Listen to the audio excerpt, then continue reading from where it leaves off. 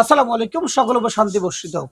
Technical কাজ আর একজন যত করুক না কেন, আপনি এখান থেকে কিছু শিখবেন না, আসলে কিছু নতুন কিছু জানতে পারবেন না। টেকনিক্যাল কাজ যত আপনি নিজে করবেন তত শিখবেন আপনি। আপনাকে থার্ড পার্টি হয়তো দেখানোর করা একটা মাধ্যম আপনাকে বলে দিবে, কাজ আপনাকে করতে হবে। সো কাজ করতে গিয়ে ভুল হবে, কাজ করতে গিয়ে নষ্ট হবে, কাজ করতে গিয়ে ভালো হবে, এটাই স্বাভাবিক বিষয়। যিনি নষ্ট করতে পারেন তিনি ভালো করতে পারবেন না, কারণ এই প্রযুক্তিটা আমাদের দেশীয় প্রযুক্তি না। মোবাইল ফোন প্রযুক্তি সম্পূর্ণ চাইনিজ একটা প্রযুক্তি। এই চায়নার একটা প্রোডাক্ট আমরা দেশীয় প্রেক্ষাপটে সার্ভিসিং করতেছি।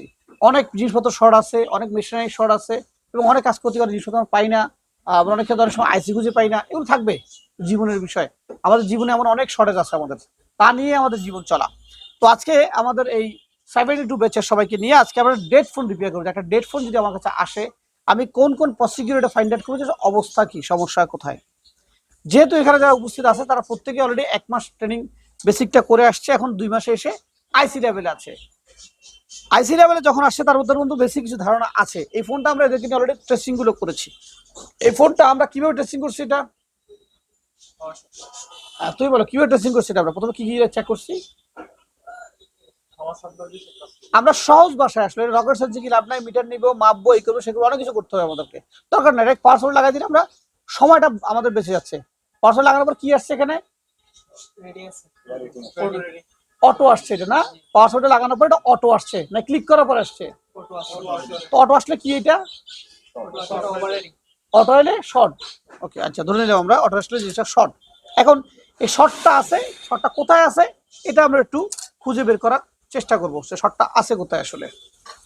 ওকে, তো এই শর্টটি বোঝার জন্য আমাদেরকে বেশি কিছু করতে হবে না। আসলে আমরা যদি বোটার ট্রেসিং করি, মিটার দিয়ে মাপা শুরু করে ট্রেসিং করতে যাই, তাহলে এক্ষেত্রে আমাদের অনেক সময় লেগে যাবে।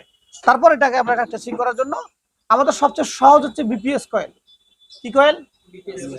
আমরা এখান থেকে বিপিএস কয়েলটা খুঁজে নিব, যে বিপিএস কয়েলটা আমাদের কোনটা। যদি আমাদের কাছে ডায়াগ্রাম থাকে, ডায়াগ্রাম থেকে সহজে আমরা বিপিএস কয়েলটা বের করি। এখান থেকে আমরা যেহেতু বন্যী খোলা আছে, বন্যী থেকে আমরা নিয়ে নিই। আমরা ট্রাবল শুটিং যাই, যেহেতু ট্রাবল শুটিং যেহেতু এখানে দেওয়া আছে একটা লিস্ট, সেখান থেকে আমরা এটাকে বের করে নিতে পারবো। বিপিএস বের করতে হলে আমাদের যেতে হবে চার্জিং এ। কোথায়? চার্জিং এ যেতে হবে। চার্জিং থেকে বিপিএসটা সহজে পাবো, আর সেখানে বিপিএস কয়েলটার আলাদা নাম দেওয়া থাকে চার্জিং এ। ওকে, গেলাম আমরা, গিয়ে এই যে বিপিএস কয়েল আছে। আচ্ছা, এবার আমরা ডায়েট মোড দিয়ে বিপিএস কয়েল রিডিংটা কত দেখে দিব।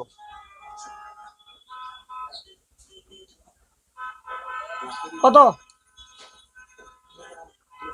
কত 40, 30।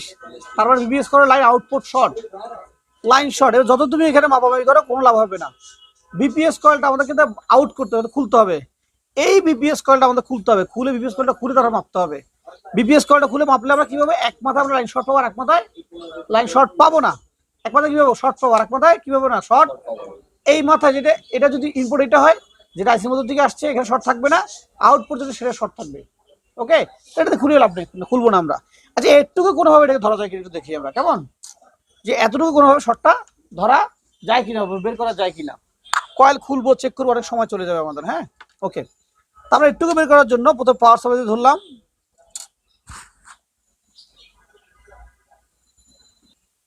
তো আমরা কি করব, এই যে আমাদের চার্জিং আইসি আছে, পিএমএ আইসি আছে, এখান থেকে আশেপাশে কোথাও শর্ট হতে পারে, এটা আমরা একটা গেস করেছি। তা আমি এই মুহূর্তে পজিটিভটা লাগাবো, আমি লাগানোর পর তুমি পাওয়ার সাপ্লাইটা লাগাবো, কেমন? আমি সেট করি নি আগে। এরপর লাগানোর পর আমরা এখানে দেখবো এখানে কোনো জায়গায় গরম হয় কিনা, কেমন? হ্যাঁ, লাগাও, পাওয়ার সাপ্লাই লাগাও। লাগাইছো? এই যে ছেড়ে দাও, এই জায়গাটা গরম হচ্ছে। কোথায় গরম হচ্ছে? এই জায়গাটা, এই যে আমার এই জায়গাটা গরম হচ্ছে। দেখো, আমি তো দার্শনিক না, মুখস্থ বলে দিতে পারবো কোথায় গরম হচ্ছে। এই জায়গায় গরম হচ্ছে। এখন এই জায়গায় যদি কম্পোনেন্ট খুঁজতে যাই, যদি আমি কম্পোনেন্ট গুলো মাপতে যাই, আমি আমার অনেক সময় চলে যাবে। একটা কম্পোনেন্ট মাপবো, এখানে 10-12টা ক্যাপাসিটি আছে, মাপবো রেজিস্টর, মাপবো কয়েল, মাপবো, অনেক সময় চলে যাবে আসলে মাপতে মাপতে। আমরা শর্টকাট পলিসিতে যাই, কারণ এত সময় নিয়ে মাপতে মাপতে কাস্টমার চলে যাবে এতক্ষণে আসলে। সো আমরা এখন এটাকে ঘোলা করবো। রজন দিয়ে কি করবো, এটাকে আমরা রজন দিয়ে ঘোলা করবো। ঘোলা করার পরে আমরা এটা দেখবো যে কোন কম্পোনেন্ট ওখান থেকে মূলত কি হচ্ছে, গরম হচ্ছে। যেই কম্পোনেন্টটা গরম সেটা দেয়। যদি আমরা স্পেসিফিক কোনো কম্পোনেন্ট খুঁজে পাই, তাহলে ওই কম্পোনেন্টটা দেয়। যদি স্পেসিফিক কম্পোনেন্ট না পাই, তাহলে আমাদেরকে টেস্টিং এ যেতে হবে। যে ড্রেসিংটা বলছি সেই ড্রেসিং আমাদেরকে যেতে হবে। তা আমরা রজনের স্মোকটা দিয়ে আমরা এটা ঘোলা করে নিব। তাহলে হবে কি, যেই কম্পোনেন্টটা ওখানে শর্ট ওইটা কি হবে, বেরিয়ে যাবে। ওটা এই রজনের ব্লাড সাইডটা ক্লিন হয়ে যাবে। ক্লিনের মাধ্যমে বুঝে ফেলতে পারবো যে এখানে কোনটা শর্ট হয়েছে। ওকে, ঠিক আছে। আমরা এবার আবার টিভিতে দেখবো এটা।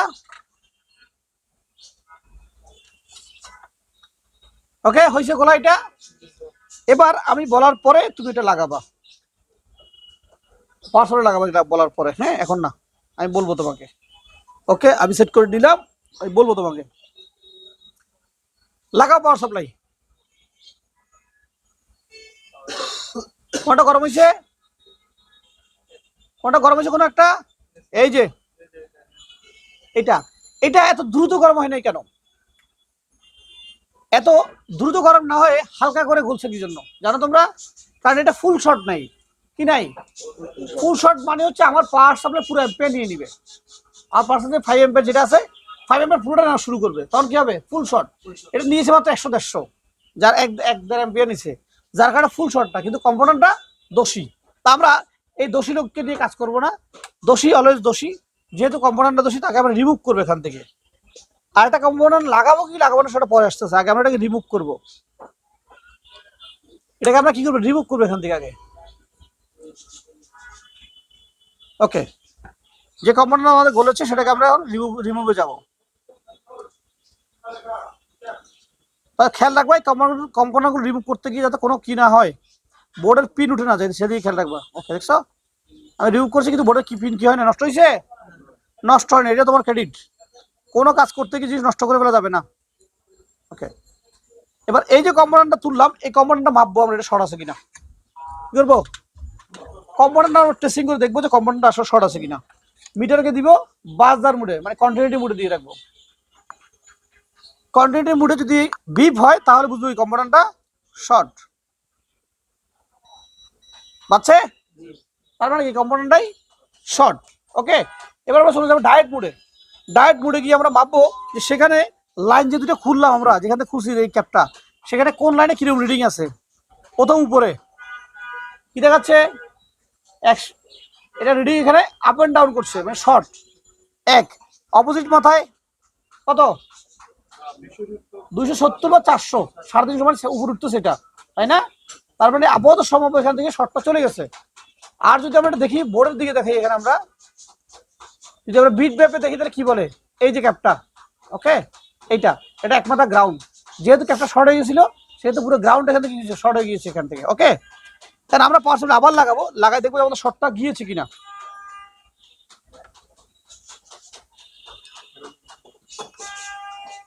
হ্যাঁ, এখন লাগাও। ওখানে দেখো অটো রিডিং আছে এখানে? পাওয়ার সাপ্লাই দেখো আছে অটো রিডিং? নাই। যেহেতু পাওয়ার সাপ্লাই অটো রিডিং নাই, সেহেতু শর্টটা চলে গেছে। ডিসপ্লেটা দাও আমাকে, S2 ডিসপ্লেটা দাও, S2 ডিসপ্লেটা দাও, S2। এবার আমরা কম্পোনেন্ট রিমুভ করলাম এবং বোর্ডটা ফিটিং করলাম এখানে। ওকে, বোর্ডটা ঠিক আছে। ওকে, এবার আমরা দেখবো এটা ব্যাটারি লাগাই যে কি অবস্থাটা, অন হয় কিনা। লাগালাম ব্যাটারি, লাগাই একটু চার্জারটা ঢুকাই দিই, দেখি রান হয় কিনা। ওকে, তাহলে আমরা এই যে হেডফোনটা চালু করলাম, কতক্ষণ সময় নিচ্ছে আমাদের? তোমাদের দেখাতে গিয়ে আমার সময় বেশি লেগে গেছে, ভিডিও করতে গিয়ে সময় বেশি লেগে গেছে। এইসব কাজ আমরা 5 মিনিটে করি। তাহলে তুমি এই যে কাজটা করো, এসেটা বিল কত জানো তোমরা? 1000 টাকা বিল। 1000 টাকা ইনকাম করতে আমরা 10টা মিনিট অতিবাহিত করছি, 1000 টাকা ইনকাম হয়েছে। ইনকাম এমনি হয় নাই, এটাই করেছে। কাজেই প্রত্যেকের মেধা স্ট্রং হইতে হবে, পরিশ্রম করতে হবে এবং নব নব রূপে নিজেকে তৈরি করতে হবে। ব্যাকডেট থাকলে হবে না, এই জগৎ ব্যাকডেট খায় না। মোবাইল ফোন রিপেয়ার জগৎ অলওয়েজ আপডেট। যারা আপডেট হবে তারাই বেশি থাকবে, যারা আপডেট হবে না, সময় বিবর্তনে বহু টেকনিশিয়ান ঝরে গেছে। আমাদের বহু সিনিয়র পার্সনরা এলেনে ছিল, কিন্তু আপডেট হয় না বিদে তারা এলেন থেকে ঝরে গেছে। সব প্রতিনিয়ত শিখতে হবে, নতুন কিছু শিখতে হবে। তো আমাদের বর্তমানে 73 ব্যাচ স্টার্ট হয়েছে, আজকে আমরা উদ্বোধন করেছি, এবং 72 2 মাস ট্রেনিং ওরা চলে আসছে।